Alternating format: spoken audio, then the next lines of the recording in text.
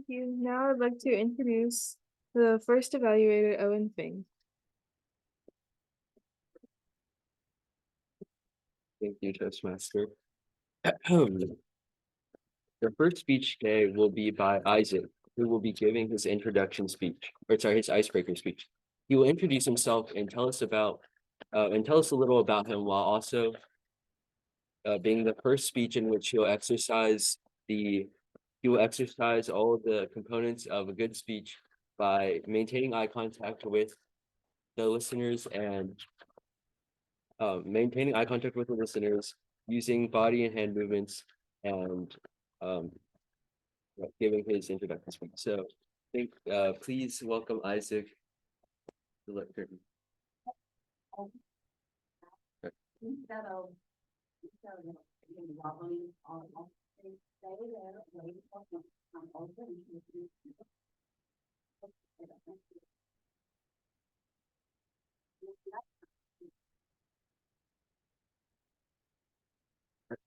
Thank you, Evaluator Owen.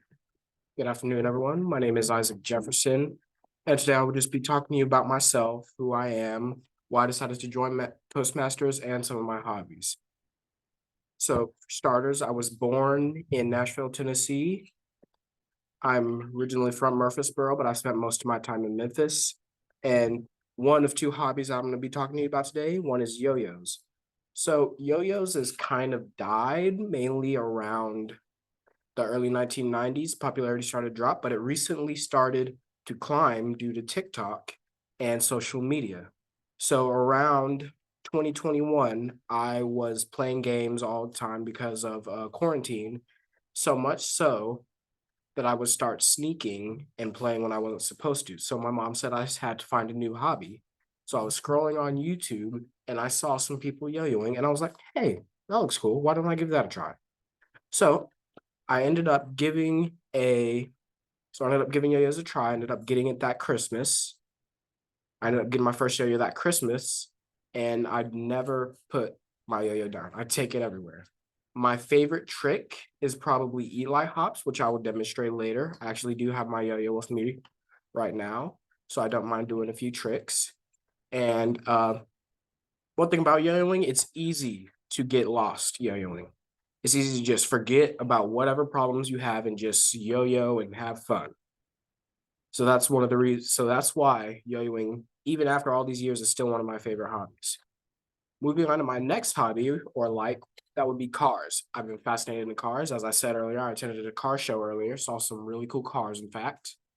My dream car as of right now would probably be Bugatti Veyron Super Sport, which was the fastest car in 2012, setting a top speed record of 268 miles per hour. When it comes to speed, there are mainly two car brands that come to mind, those being Bugatti and Koenigsegg. Bugatti's been around since 1909. It was started by founder Ettore Bugatti. Koenigsegg has been around since 1996 and was founded by Christian von Koenigsegg.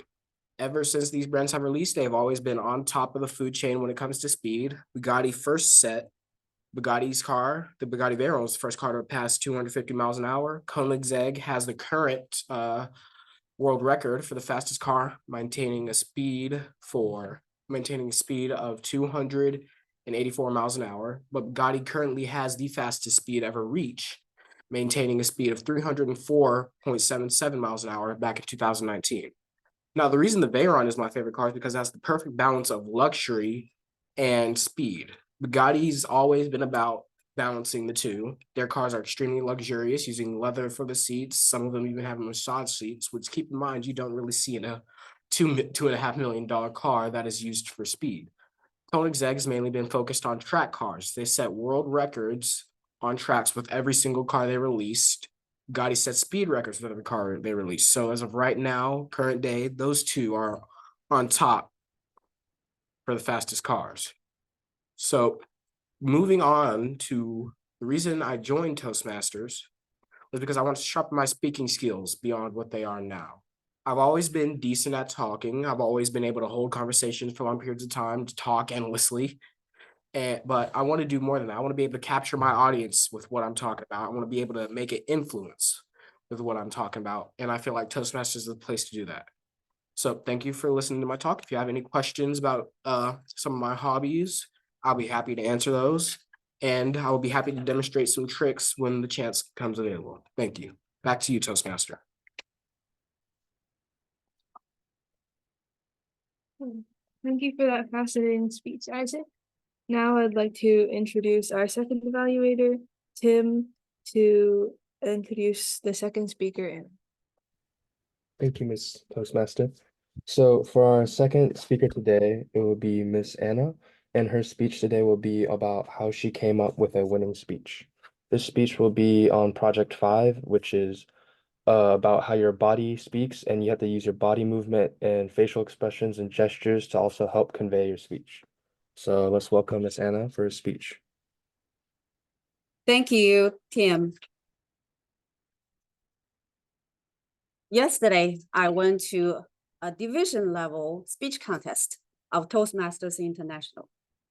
We had 12 speakers and I placed first place. Yay! I advanced to the second level, which will happen on April the 20th. So at Little Rock. So I'm gonna go to Little Rock and do my thing. Yay! That was yesterday. So I was very happy yesterday because, you know, the first place, right? But after that, I thought, since today I'm scheduled to give a speech, so I want to talk about how I came up with that winning speech. I thought about it. There are three things I summarized. The first is a universal problem. A universal problem actually is any problem. My problem could be your problem too, and could be anybody's problem. In this speech, I talk about I was so busy with this big project, which is Christmas program, and I was doing it all by myself, was frustrated, I fell apart. If you're all, I think there are a lot of people just like me, like to handle things all by themselves because, hey, they're just good at doing things. They think they're doing things better than anybody else can do. So I thought, actually, a lot of people have the same problem. As adults, I think, Jason, you can relate. Kenji, you can relate. We're all so busy, right? 24 hours is not enough for every day. With so many things on our plate every day, how can we get them done and in a good quality? So I thought, if I speak this, I can relate to Jason, I can relate to Kenji, maybe even to some of you youth. So I thought this is a universal topic.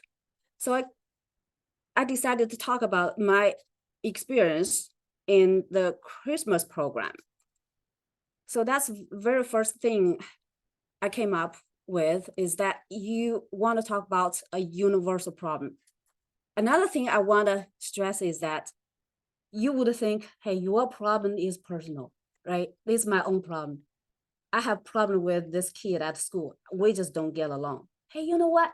That's the same problem other people have. Everybody has a person that they don't go along with. But that problem you have and how you conquer that problem, solve that problem, will be your success story.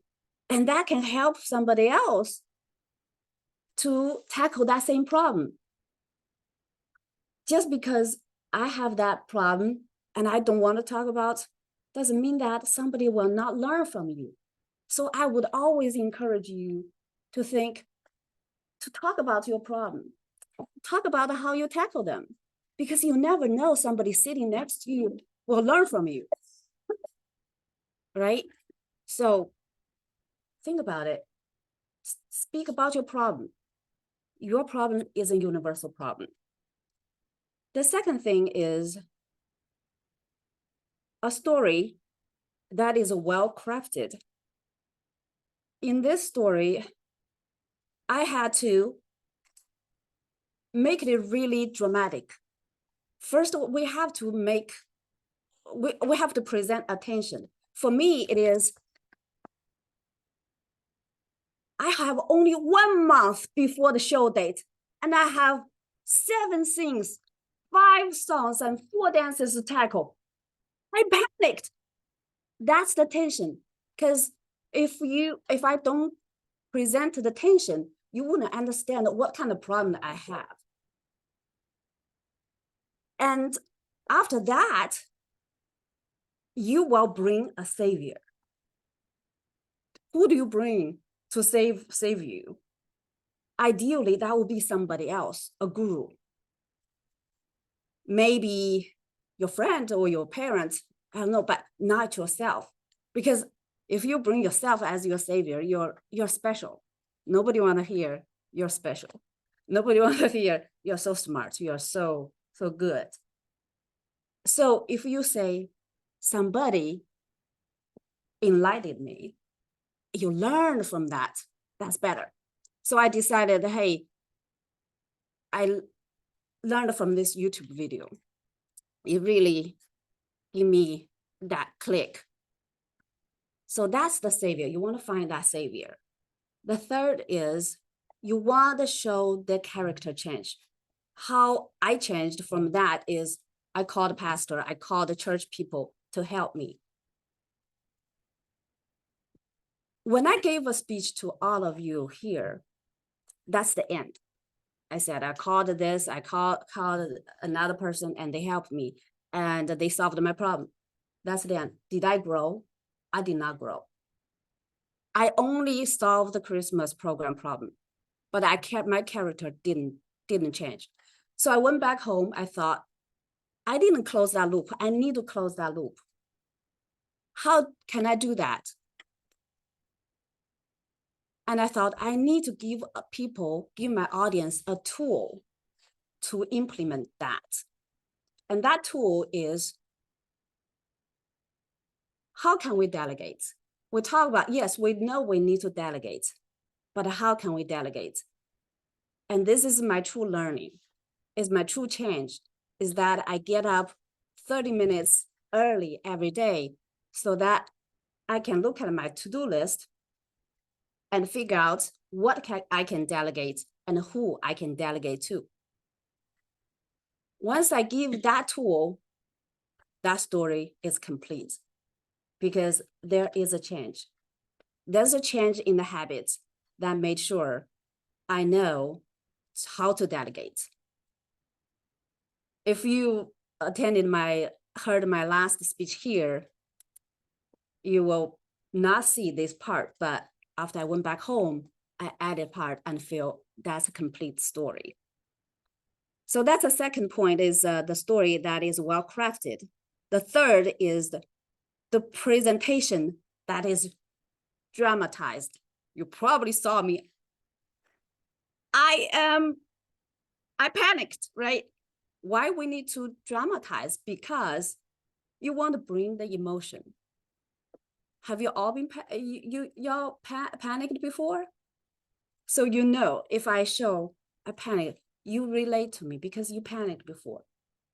You are in my story.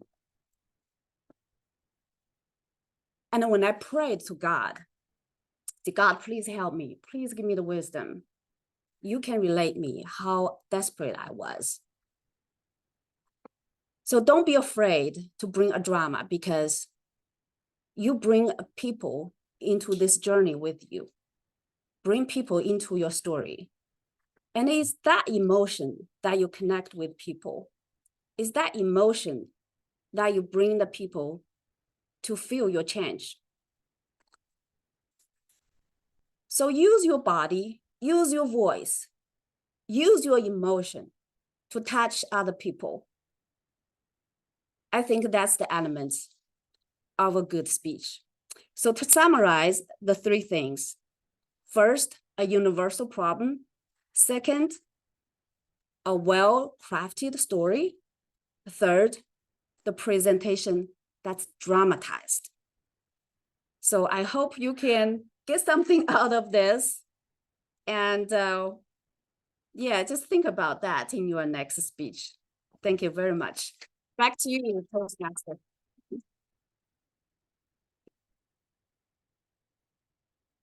Thank you so much for that insightful speech, Miss Anna. Now I'd like to introduce our table topics master, Eric. Thank you. On the table topics master, and I'll be asking a quick question. All right, if you could be the CEO of one company, what company would you want to manage or own? And that goes to me.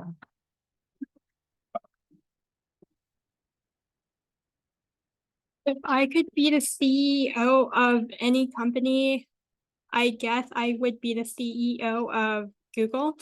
Not that I really know what Google is mainly about. I just think they make a lot of money, so I probably want to cash into that. And my other choice would probably be Twitter, I guess. So they can change it back to the Twitter bird and not X. I don't like X. Twitter bird is awesome. It should come back. Both of those are social media accounts.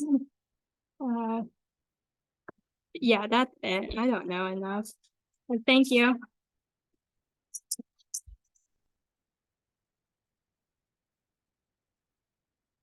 If you could get rid of one thing on Earth, what would it be? And that question goes to Michael.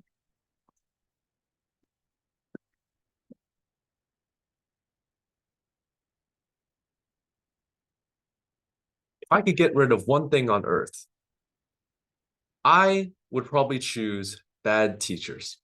Now, I don't have a vendetta against many things in this world, but I do have at least 3 against the current teachers in my grade. From busy work to over harshly grading my assignments, I have suffered much at the hands of these teachers. Now, I'm not saying all teachers are bad. In fact, my pre-calculus teacher last year, I loved her because she both taught the material well, but also prepared me for the AP exam. However, my teachers this year are making me suffer for no reason because I already know the material for the AP exam, and they're just tanking my grade by giving me harder assignments. Therefore, I feel like a system should be implemented to assess the ability of teachers based on both student performance and responses so that teachers can be more effectively monitored for their performance. Thank you.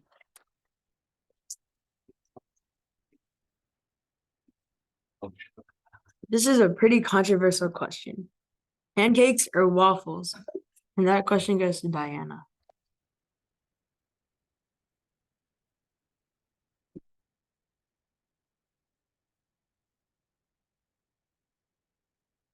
I would rather pancakes because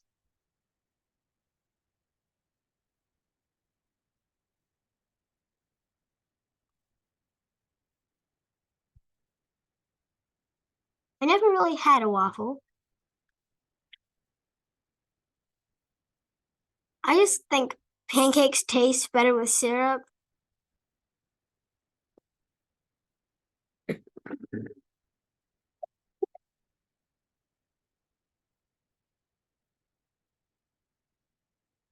Thank you, Toastmaster.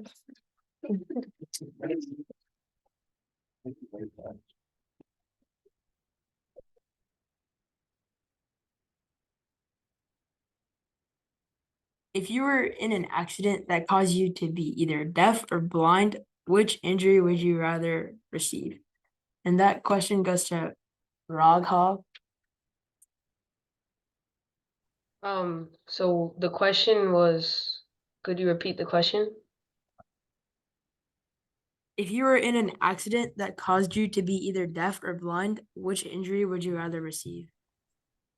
I would honestly rather receive to be deaf because if you're deaf, we do have sign language, and I think that would be much more easier to grasp the knowledge of something without hearing than with sight, because hearing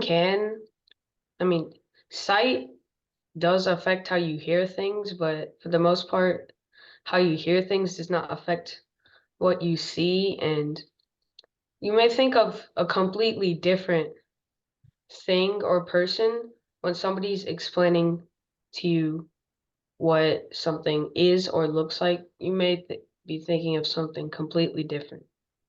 Thank you.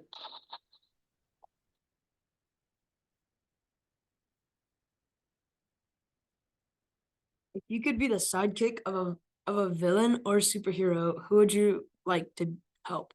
And that question goes to Mr. Pinner.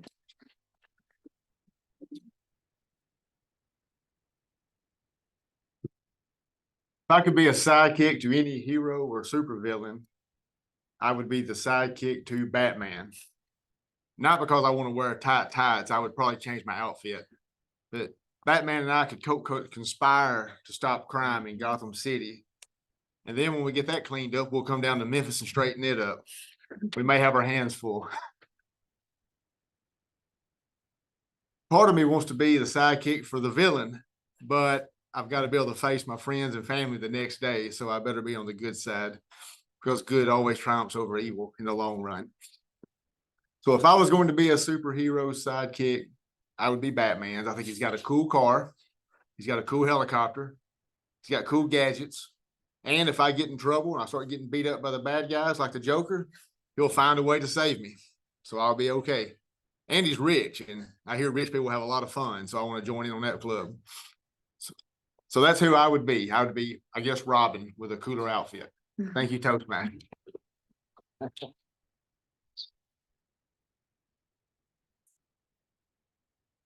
What is your favorite season and why? And that question will go to Ananya.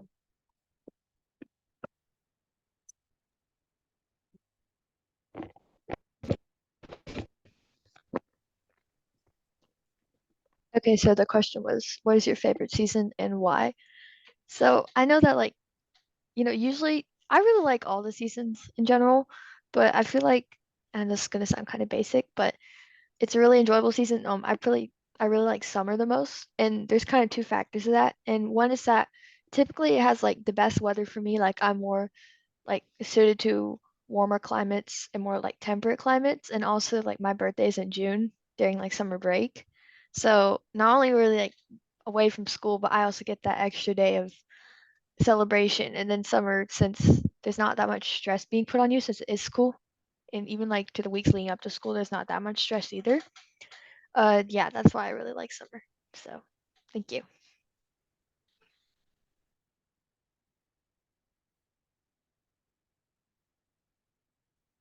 Are penguins better than rabbits? Why or why not? That question will go to Owen. So penguins and rabbits are both creatures with their own merits, definitely. So, well, to us who live in a temperate climate here in Memphis, rabbits are definitely closer to home for us than penguins. And I would scarcely even, I mean, I've only ever seen penguins once when I was at the Memphis Zoo, but although penguins do have very interesting traits like being able to swim really fast and slide on their bellies on ice, I think rabbits are better because they're really cute and they're really endearing, and they have like, nice big ears. So yeah, I think rabbits, they're pretty funny creatures. Oh yeah, and Easter's coming up, so you gotta thank the Easter Bunny for giving us candy and stuff. So I think rabbits are better than penguins because first, I'm more familiar with them because I've seen a lot more rabbits than I have penguins. Second, I think that their features like their ears and their nose make them really endearing creatures. And third, rabbits are a lot more prevalent in like culture, like with the Easter Bunny and stuff. So I think that rabbits are better creatures. Thank you.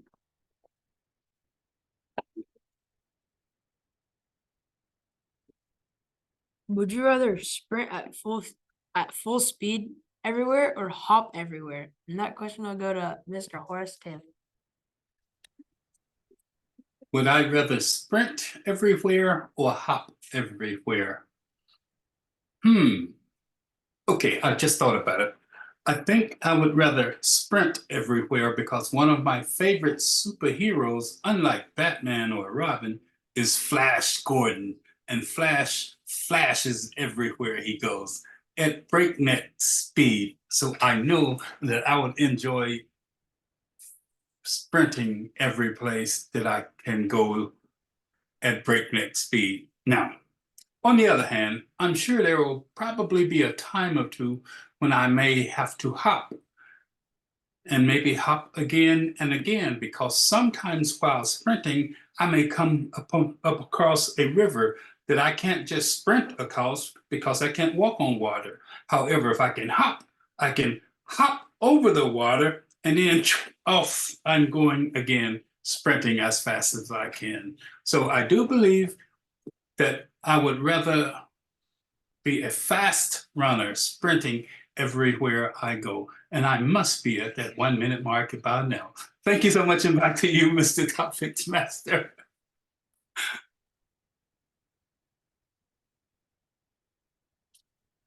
What is your favorite fast food restaurant or cuisine and why? Another question will go to Tim. So for my favorite fast food restaurant, to be honest, I haven't really been to a lot of fast foods before, but I have been to the basic ones like McDonald's, Wendy's, Chick-fil-A. So out of those like basic ones, I'd say my favorite one would probably be Chick-fil-A. It's personally, it's the best. I mean, you can't go wrong with it. Although it may be a bit pricey, like $9 for a sandwich, it's good. It's really good. Especially the spicy deluxe sandwich. That is usually my go-to sandwich there. And then their fries, you can't go wrong with their fries. With the Chick-fil-A sauce or ketchup or whatever condiment you like. You just can't go wrong with it. After any day of work or after school especially, when your brain is tired and you go to Chick-fil-A, you get a good meal and you just feel re-energized and it's a great feeling to have Chick-fil-A. I don't really go to it a bunch, but every time I do go to it, it's just like a special treat for me and it's like a wonderful experience to go. So that's my favorite fast food restaurant. Thank you.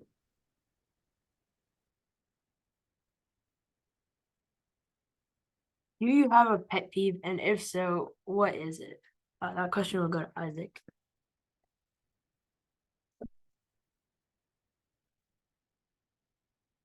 All right, so I have a quick question. By pet peeve, do you mean like something your pet does that? No, like something that like bothers you that like other people do. It would have to be when people. That's a hard one, actually. It's either when people misplace my stuff, because that happens all the time and it always ticks me off depending on what it is.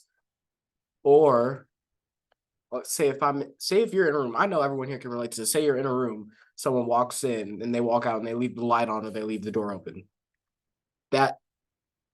Those are the two things that annoy me the most. It's also the two things that happen to me the most. So if I had any pet peeves, those would be my main two.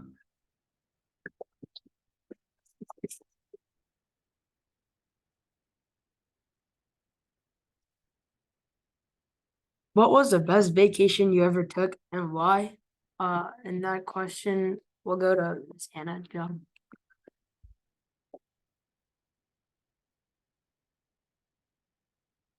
The very best vacation we ever been to was our last one. We went to Orange Beach in September, actually Labor Day. The weather was great. It was not hot. It was cloudy. We lay on the beach for 3 days, didn't get burned. It's still warm, but not hot. It is it's just nice, breezy, but not cold. We met some family on the beach that made a sandcastle by the really fine sand, because Orange Beach is famous for the fine sand. the white sand. So they taught us how to grab the sand from that drizzling salty water and then just gradually lay on top of the sand that they already built on. It's that tiny round circle of the sand that just lay on each one on top of each other. And you can make a really tall sand castle, really skinny one, and like this tall.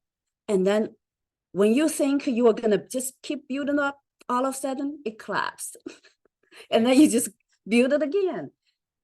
Yeah, we spent the whole afternoon on the beach just doing that.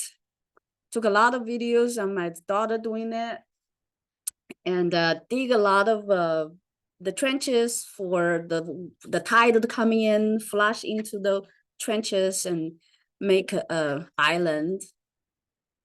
That was just a wonderful time. Yeah, I think we'll go there again. Thank you.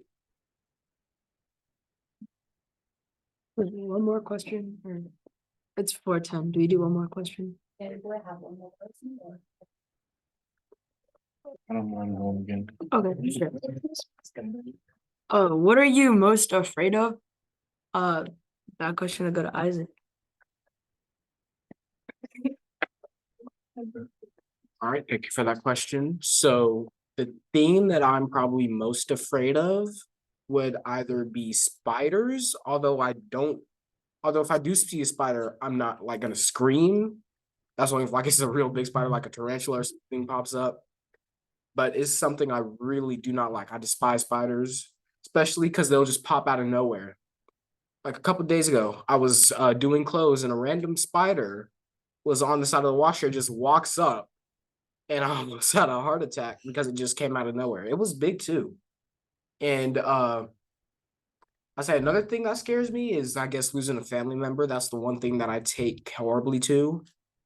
It's something that I always dread, something that that although I know I'm going to experience, is something that I never do want to experience. So those are my main two things that I'm scared of. Also, it depends on what kind of roller coaster it is, but there's certain roller coasters that will kind of scare you. We went to Universal Studios last year, and they had this roller coaster at the start of it that would bring you all the way up to where you can see everything. You can see all over the park, and then it drops you for a solid 5 seconds. That one was kind of scary. So those are, I know you said one, those are 3 things that I'm mainly be scared of. So for summary, certain roller coasters, spiders, and losing a family member.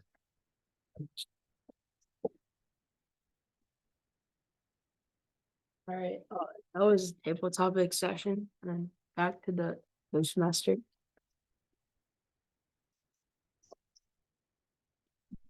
Oh, my bad. Thank you so much for that table topic section, Erin. Now, I would like to introduce the general evaluator, Michael.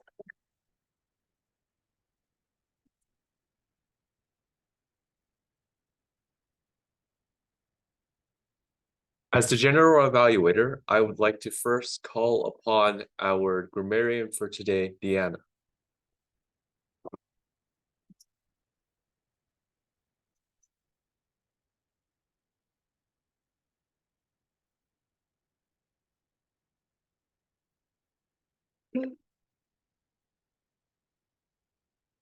Isaac had 2 uhs, one one 2 so's,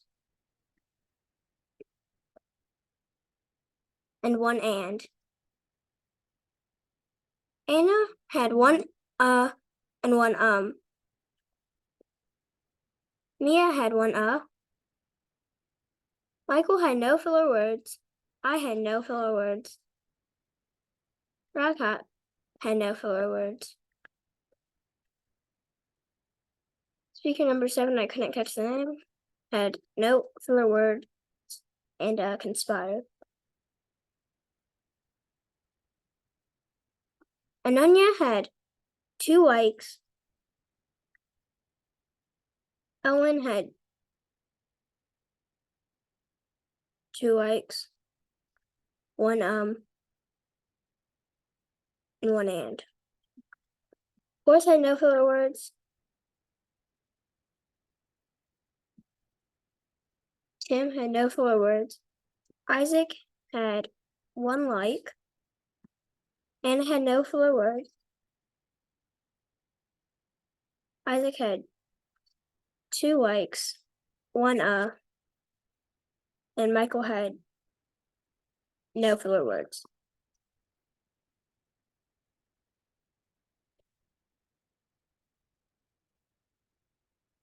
Thank you for that report, Diana. I unfortunately mixed up the order, but since we're already here, I'll just call on the timer first. Xavier. Thank you, Mr. General Evaluator, for our times. Our first speech, bring it back up, is from Mr. Isaac at 3 minutes and 55 seconds. They did a great job for his icebreaker. So give him a round of applause. And then next is Miss Anna Zhang, a bit over time at 8 minutes and 51 seconds. So you can give her one because she had a great speech too. Thanks for our table topic sessions. I didn't catch the first speaker's name. There's 40 seconds. Followed by Michael with 1 minute and 6 seconds. Followed by Deanna with 36 seconds. Raghav with 51 seconds. Mr. Pendergrass with 1 minute on the dot. There's Ananya with 45 seconds. Owen with 1 minute 25 seconds. Mr. Horace with 1 minute and 9 seconds. Tim with 1 minute 5 seconds. Isaac with 40 seconds. Miss Anna with 1 minute 56 seconds. And ending with Isaac again with 1 minute and 22 seconds. And that was all our speaking parts that we did. Back to you, Mr. General Evaluator.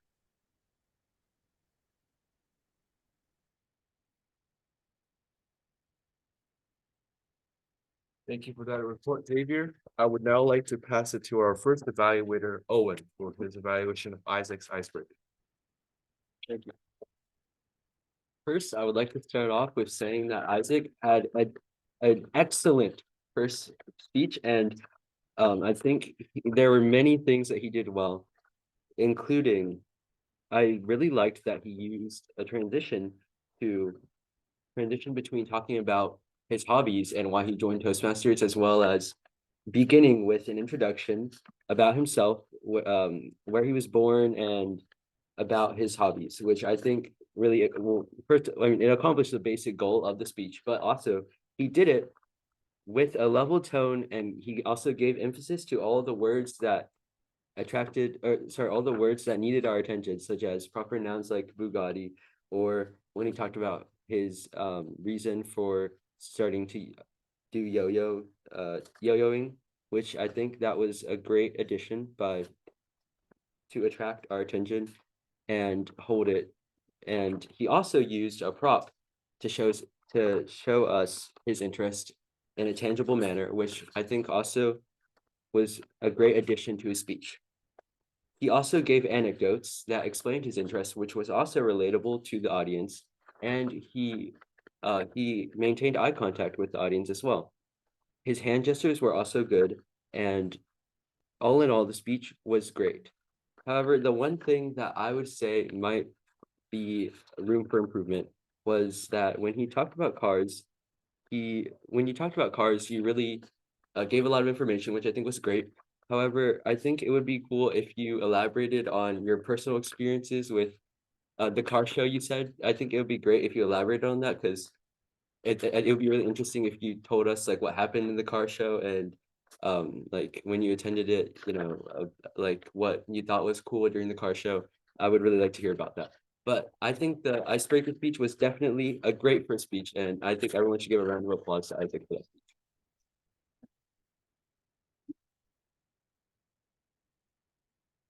Thank you for that evaluation, Owen. I would now like to pass it to our next evaluator, Tim, for his evaluation of Miss Anna's speech. Thank you, General Evaluator. So for Miss Anna's speech, it was about how she made up her winning speech. First off, I'd like to say that it was a really great speech and it was really well prepared. You had a lot of actions that showed like good dynamics in your voice.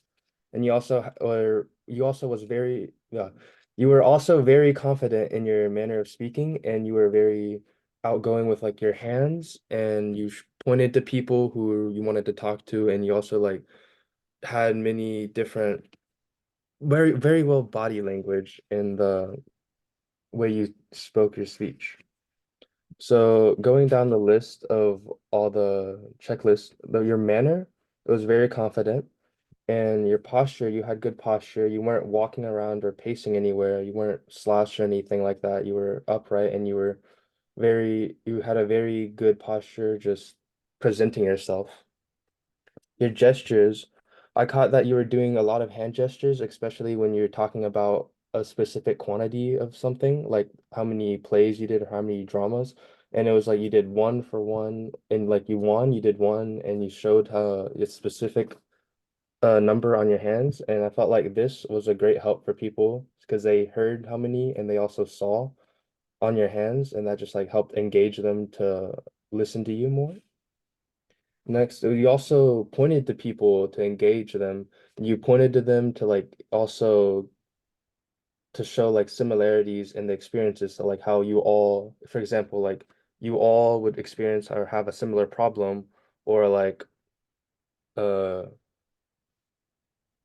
yeah, for example, it's just like you express to everyone with it.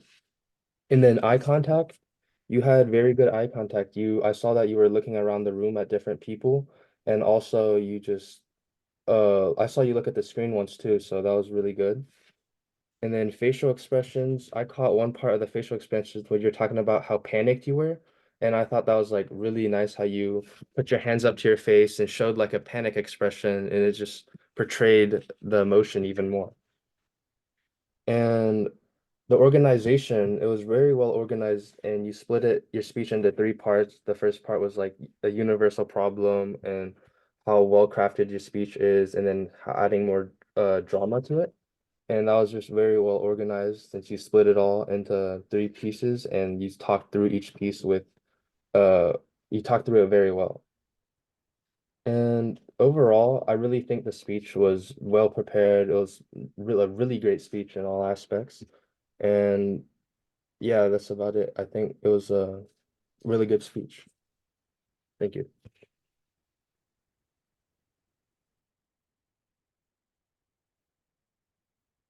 Thank you for that evaluation, Tim. I would now like to give the general evaluation for today's meeting. We started slightly late, about 2 minutes, but we did manage to get through all the necessary activities for today. Deanna, thank you for stepping up and filling the grammarian's role. We heard 2 excellent speeches from Isaac, his icebreaker, and Miss Anna, her prepared speech on how to write a good speech. I think we can all take home many points to improve our own speaking from your speech, Miss Anna. And lastly, we had a very interesting table topic session from Eric. Thank you for that. And that's it for today's meeting. I'd like to pass it back to the Toastmaster.